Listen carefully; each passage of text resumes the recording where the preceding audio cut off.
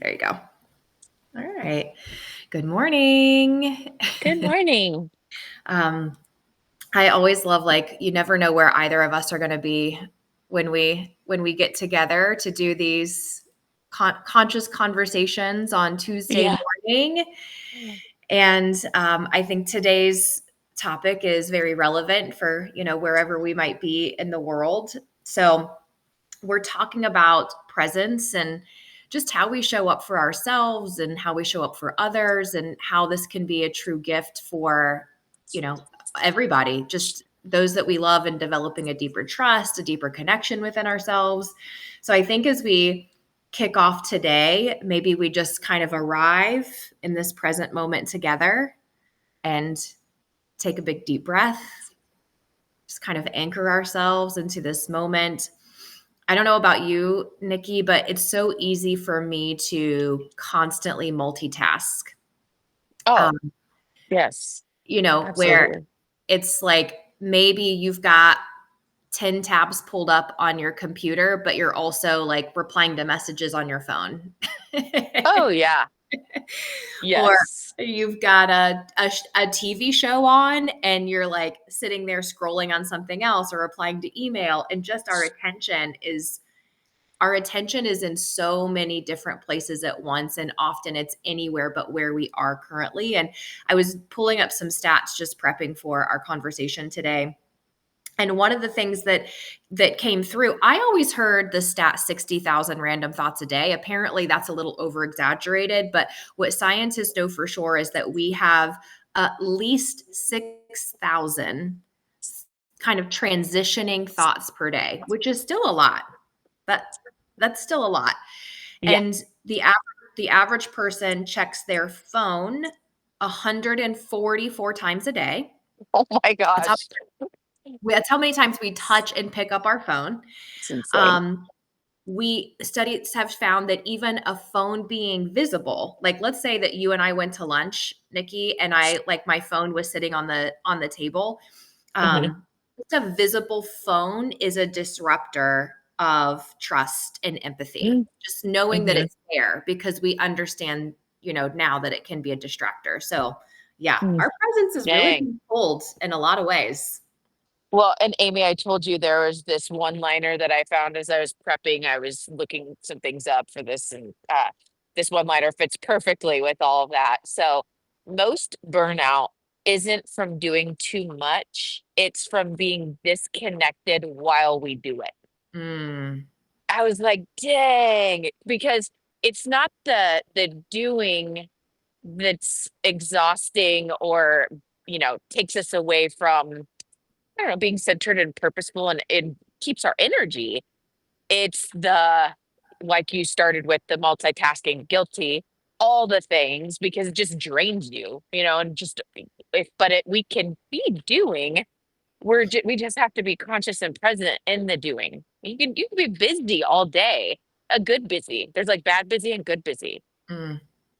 How would you kind of make the distinction between the two of bad busy versus good busy? So actually, this is perfect. Yesterday, so I'm actually, if you hear whistles blowing, I'm sitting outside the airport because I was trying to get in there before. But I was People are like, all these getting people out there, they're their getting in whistles. I was trouble. like, yeah, it's not me, it's the drivers. But I'm heading back from visiting a longtime friend, business contact and friend. We met through business, but became great friends. And Amy's good friends with her too, Allison Martin. And yesterday it was just an extended weekend, and she worked all day. I took the day off. I mean, I figured we might like do a little check-in stuff, but I'm like, hey, what time's your day start tomorrow? Asking her on Sunday. She's like, 9. I was like, what time do you get done? 4:30. I'm like, dude. I was like, okay, you're working all day. Okay. Anyway, I thought, well, I mean, we'll have some gaps. So we got out, like took a walk and did some things throughout the day. But yesterday I had a full work day. So I worked all day, but I did things that were significant needle movers. And I walked away with, like, I didn't have anything on my calendar, but I'm intentional and I know what I need to be doing to get to my goals. And yesterday, the day flew by. I'm like, how is it already 4:30? It's time to go paddleboarding. But Mm, I got so much good stuff, big stuff done. It was the big stuff. mhm. The day flew by and I was quote unquote busy but the work was so meaningful because it wasn't just stacked with stuff. It was, I need to do a deep research. I found like 5 new tech platforms to send Jason to review. I just, the list goes on. But you know what I'm saying? Does Yeah. that answer I the think question? it's impact over busyness, right? Like Yeah. there's times, and I think this goes back to our discomfort in being with ourselves.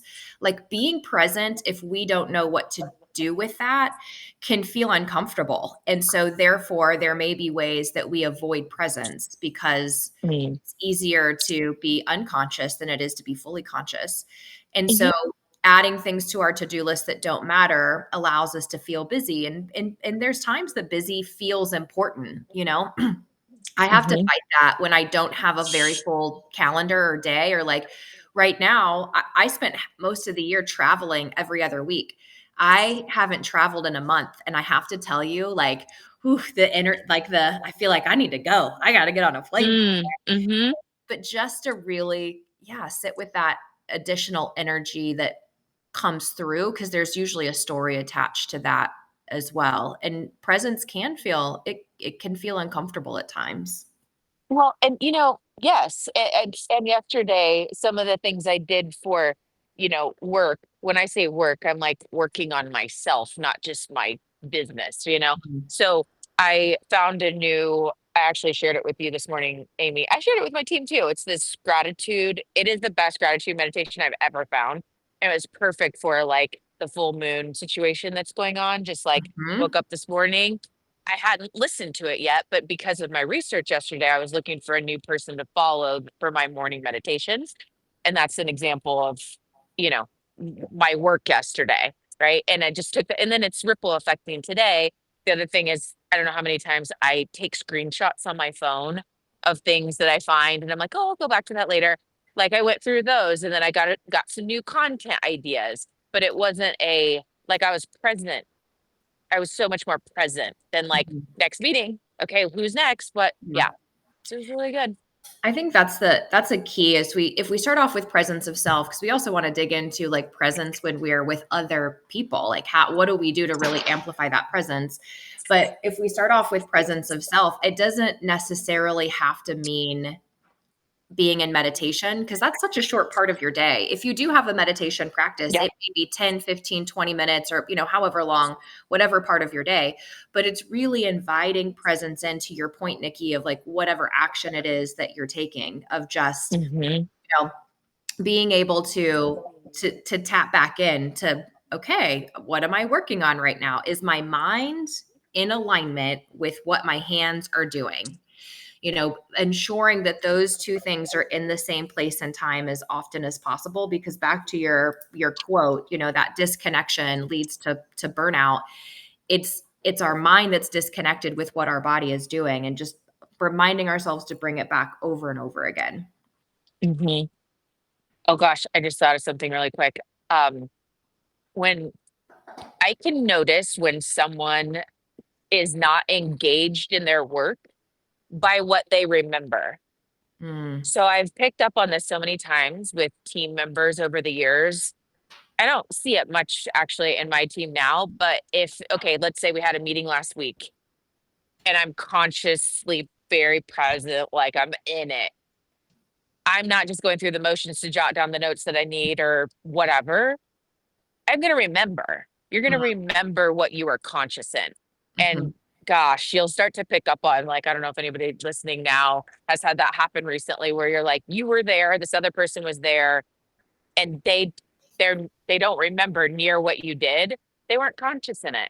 And you mhm. know what? You're not engaged like usually in your work if you don't remember.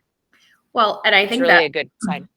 yeah, it's a practice. That's the thing, is Mhm. like this awareness, and bringing ourselves back, and not being, pulled around by those 6,000 random thoughts that we have in a day. Um, it looks like we lost Nikki, but she'll be back. I have no doubt.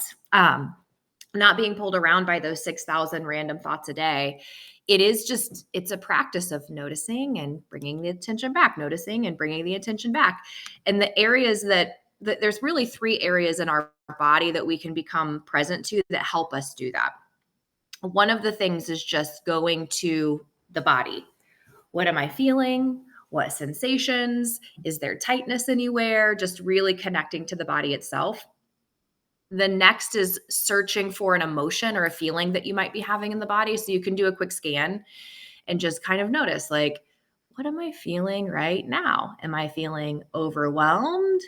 Am I feeling frustrated, excited, grateful? Just really tapping into whatever feeling that you have in the body. And then going to the mind, and then just noticing, like, what's the thought that I have right now? And something that you can ask yourself is, I wonder what my next thought is going to be. It's really interesting to do that exercise. I wonder what my next thought is going to be. Because what's interesting is it kind of creates this gap in thinking for a little while, because your brain is just kind of open and it's curious. And then the next thought lands, and honestly, it usually doesn't mean much of anything. It could be like, what am I going to have for breakfast? What should I put in my coffee? It's usually pretty random. But I think those things are helpful when we're working to be present within ourselves. What's happening in my body? What kind of feeling or emotion? Kind of doing a scan of that. And then just bringing some curiosity to the mind. And what I hope, I mean, we talk about this on a lot of conscious conversations, is that people really begin to create a separation between them and their thinking. Because if we believe we are our thoughts, it is so difficult to be present, because they're in the driver's seat and they take us all kinds of crazy places, our thinking does. So really creating a detachment from, I am not my thoughts. My mind thinks, because it's going to do that, but I can be the seer and really the experiencer of my thoughts. So Nikki, we were talking about the three ways that we can be really present within ourselves, like coming into our body, connecting in and being, what emotions am I feeling right now, just to connect us back to this present moment, and then Mm, being curious of the thinking. mm, so good. When you find yourself, Nikki, kind of in that, like, my mind is somewhere else, so let's say maybe it's on a conversation you had earlier in the day with someone, and, like, your mind is, like, frustrated. It's rehashing the conversation. By the way, I am an excellent arguer in my mind. I don't know about you. Oh yeah. I have I have the greatest facts, details, points, etc. But Uh-huh. when you find yourself in some other place, like a past place or a future place, how do you bring yourself back into the present moment? Depends on when you just gave that example. Like, I'm a great arguer. I was thinking of like maybe like a heated scenario, something really tough. I have to take usually a break, like cancel something to be able to take some time to Mm, get back on. And I think just giving ourselves the permission that if you're going to just check the box with the next meeting and you can't be conscious because you need that time, then do it. I mhm, as I've gotten older, I've given myself that permission, and I know it always works out better. Or mhm, if I can give a little gap and I can go for a walk, usually like just getting outside for me, stopping, walking away from the screen or the whatever, and just walking and breathing, usually like square breathing, four, yeah, four, four, four. mhm. But taking a break, you gotta recenter for me is what's so important. Yeah, the same. There's a few things, if I can't walk away, because that is number one for me. It's like I can tell when excess energy in my body is squeezed up into my head, because then my mind ruminates. Like, the mind becomes busier, right? And Hmm. again, if we think we are our thoughts, and we let it kind of jerk us around, and we are at its mercy. But if we recognize that it's just a sign of overactive energy that has moved its way up into our mind, and we don't attach to that, then we can pull the tools out of our toolbox faster. So typically it would be going for a walk. Today it's rainy, it's kind of crappy outside, although my golden retriever is loving it. He is a muddy mess right now. That's his problem. But one thing I do, that this actually is a practice that works. You can, if you're able to, you can stick one hand over one of your eyes to just kind of shut off like the vision of one eye, and that forces your brain to think about something else. So there's redirecting. So when we find ourselves in some place, like a future place, a past place, a rumination or whatever, move your body, give your brain something else to focus on. It could be covering one eye. It could be doing anchoring exercises where you just start looking around you and you're like, this is a cup. That is a candle. Start naming whatever is around you. It really starts to anchor your presence in. And Mhm. to your point, go to your breath. Our breath is our life force, and we are so often disconnected. I mean, fortunately, we breathe involuntarily. That's great. We need that. Like, that keeps us alive. But to consciously connect to our breath with slowing our breathing down, that helps us anchor back into the present moment as well. So good. What about being present with other people? Tell me, like, this is an area I feel like I can always get better at. Oh gosh, me too. Because there is always something else that feels like it could be done, or again, a multitasking type thing. And I've been Mhm. guilty of like, oh, I'm listening, I'm so sorry, I just have to respond to this. I've been guilty of doing that. And the studies that are around, that, by the way, that's called like fumming, like phone snubbing. Have you ever heard of Mm, that? I haven't. When we have our phone out and we're using it as a distraction in the middle of a conversation. But yeah, Mhm. when it comes to presence with others, do you have some practices and you have some place that you want to get better? I will say, I'm going to admit right now, I am much worse in my home than at work, which Mm, is really sad. So I noticed both David, I'm worse than David for sure. But I've noticed over time he's getting more like me, where we're just distracted when we talk, and we have to be very intentional to get things away from us. No phones, nothing on, just and not think about what am I going to say to reply, because we know each other so well that mhm. like half the time I'm like, I can read his mind. He's always like, that was so weird. How do you know what I'm thinking? But just I don't know. So I'm very challenged there. But let me work backwards for a second. At work, I try to always with my team. This is not necessarily with a like I don't know, networking meeting, a sales meeting, or something like that. But with my team, I usually do a personal check-in when we hop on. How's it going? Follow back up on something that I know is going on, or just little check-in time. And I do not allow myself to change my screen during that time, like because I'm virtual, we're remote, right? I don't have anything else up, and I don't have my phone on. I turn my phone on. What do you like? What do you on my Do where it not doesn't bother? disturb. Thank you. Yes. Yes. Yeah. Um, and so during that time, I do not allow anything else there so that I can be present during that time. Now, 8 minutes into the meeting, you know, I always have something else up because for me, it is getting it done with them now, right? And I'm like, I hope that there's ever a signal then that like I'm not present, but I'm trying to Mhm. get the things done now so we can keep moving those things forward. Mhm. Um, and I also the balance of like in a sales meeting, you're taking notes, you're looking back, like you're trying to connect all the dots and be as present as possible. And it's a little tough, particularly in the virtual world. Mm. So I feel like in work, it's like, okay, we're here for this reason. I always have my stuff on do not disturb, but like with screens getting in the way, how do I get better at that? And then at home, man, it's just that very like, especially with the people we love the most, like Yeah. how do we treat them with that conscious presence? And I think it's getting all the devices out of the way. I think so. I think maybe it's a conversation maybe of like, hey, when you're walking into a dinner somewhere saying, can we just leave our phones in the car?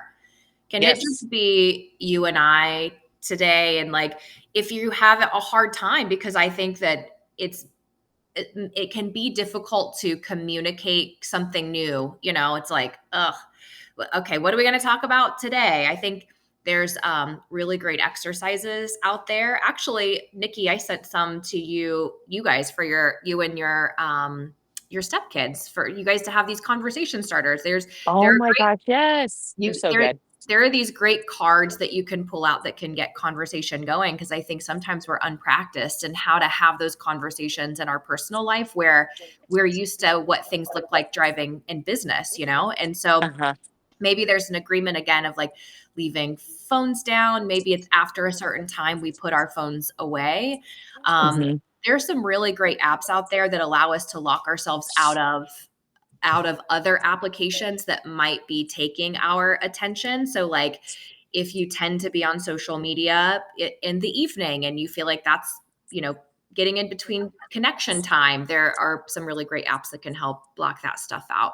So, I think that's helpful Hmm. to reflect on and maybe talk about with your partner or your family of like, where could I get better? And could we agree on doing XYZ together? Because it's true that like presence is like love in real time. Yeah.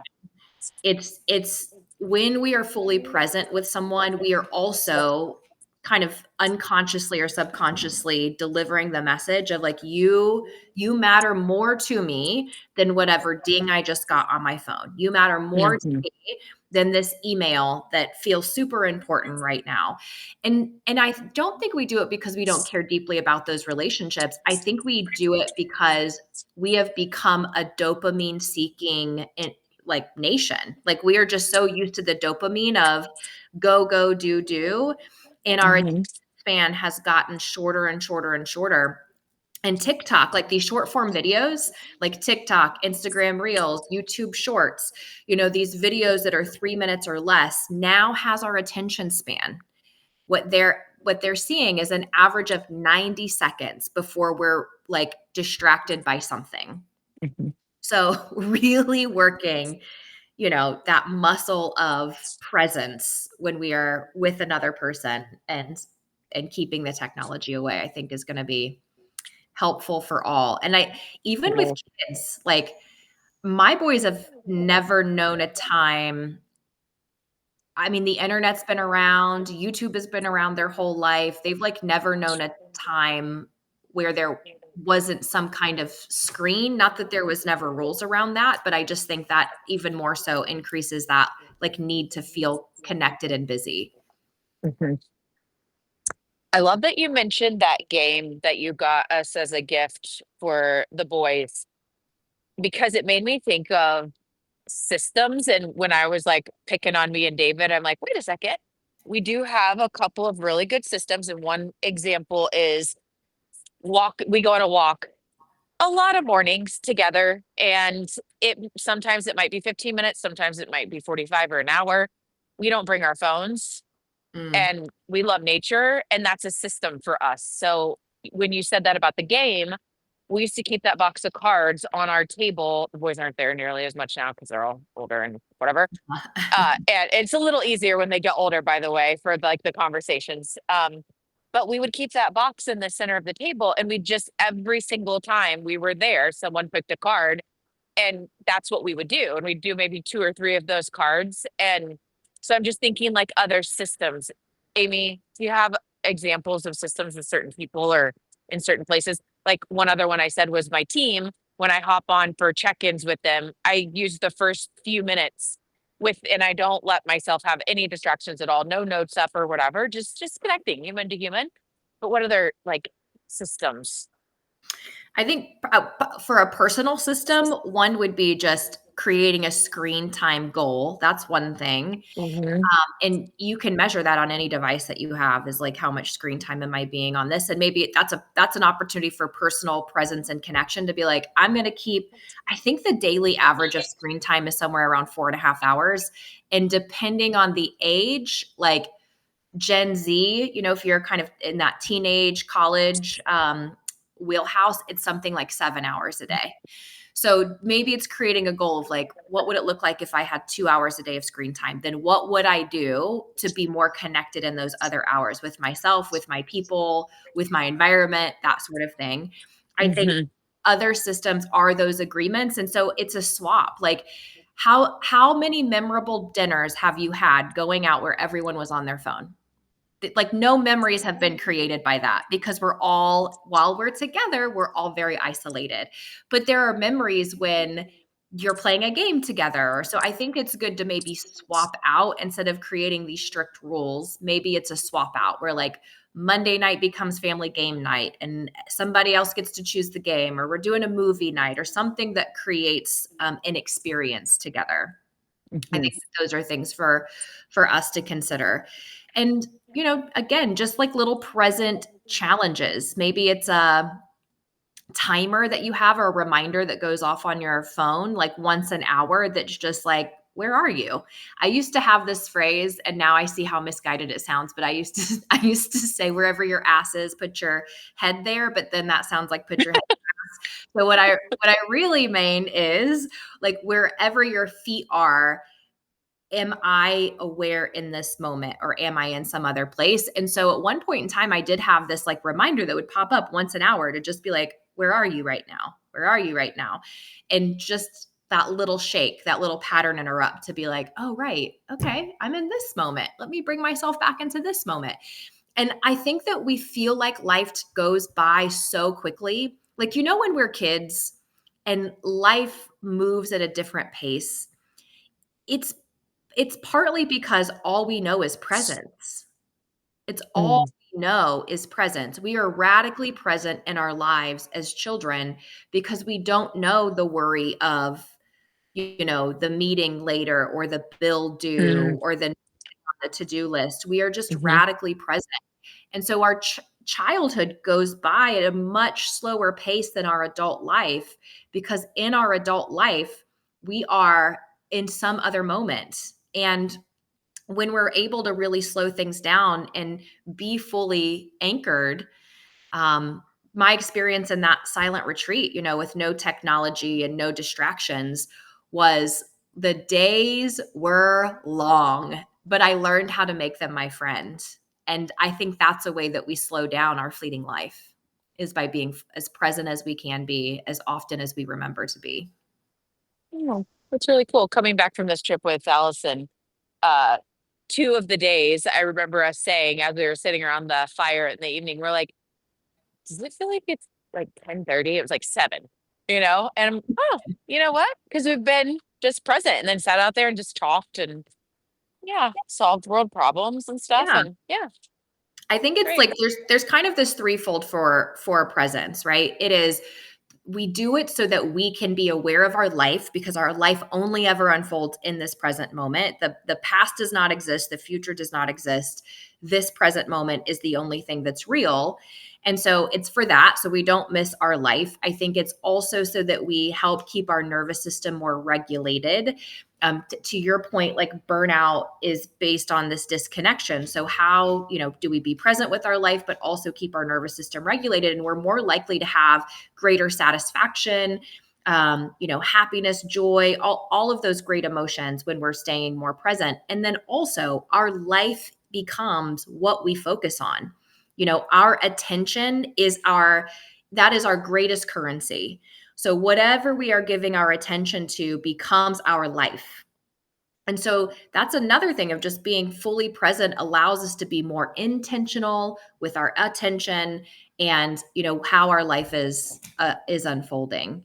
A So quick shout out on that one, Amy, for I just want to say I was in the midst of the world issues that never stop. And every day it's like, can we just have one day where something crazy doesn't happen in the US and beyond, right? yeah, And when we let ourselves, I was doing this. I was getting so wrapped up in it because I had all these opinions about whatever. It was consuming me. And I was watching how I was showing up in that. I'm like, "This is not good. I don't want mhm, this." No matter what it is, no matter what the news is, just we really have to limit ourselves. So I'm just challenging others that might be in that, like, watch it, watch yeah. out. By the way, I think Marianne Williamson is such a great person to follow alongside that. Um, she really tries, I mean, she's sharing in very bipartisan ways often, like, what can we do so that we're not just non active bystanders, but also so that we aren't part of amplifying the problem or challenge, no matter what direction you believe in. And so, yeah, I think that's wise, Nikki, for us to be like, what am I giving my attention and attention today? I think that's good. Well, in reflection, here's what I'm going to work on. I'm going to work on my presence with other people. I think that's a place that I certainly, want to get better at, and creating some better rules for myself. We'd love to hear from listeners. Where do you want to get better? We'll keep the conversation going over in the Conscious Conversations thread. And maybe we need a little text detox challenge. I would love to throw this phone away, but also I'm terrified to be without it. So I'll work on that. Totally. I'll work on that. Okay. Safe travels. Thank you. Everybody have a great day. See ya. See ya.